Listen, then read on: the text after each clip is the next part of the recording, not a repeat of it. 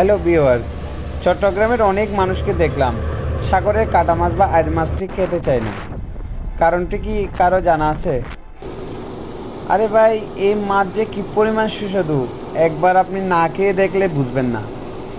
দেখেন পুরো জালটা ভেসে গেছে, মাছে একদম পুরো জালটা বাসা বাসা দেখা যাচ্ছে। আজকে দেখাবো আমাদের জালে ধরা পড়া কাটা মাছের একটা বিশাল পাহাড়। কল্পনাও করি না এই মাছগুলো যে বেল কাটা হবে।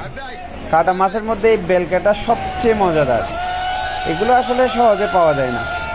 অনেকে একে আবার গোল্ডেন ক্যাটফিশ বা সোনালি কাটা নামেও চিনে।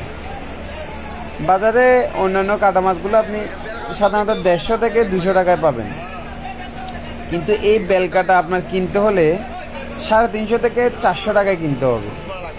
বিশ্বাস করা যায়, মাত্র 2 ঘন্টার একটা টল। সোনারে দেখা মাত্র ফুল অ্যাঙ্গেল দিয়ে কত কষ্ট যে করে এই মাছের ইকুটি ধরা হয়েছে, আপনারা বিশ্বাস করবেন না। এক ব্যাগ করে করে টোটাল 7 ব্যাগ কাটা মাছ ওঠানো হয়েছে।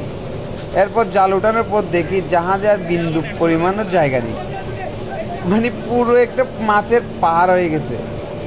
খোদা যখন আপনাকে দিতে চাইবে তখন এমনভাবে দেয় আপনার আর নেওয়ার সামর্থ্য থাকবে না। চট্টগ্রামে আমার অনেক আত্মীয়কে দেখেছি কাটা মাছ খেতে চায় না। আসলে এর কারণটা কি আমি নিজেও জানি না। আপনাদের যদি কারো জানা থাকে অবশ্যই একটু কমেন্ট বক্সে ছোট করে লিখে জানাবেন।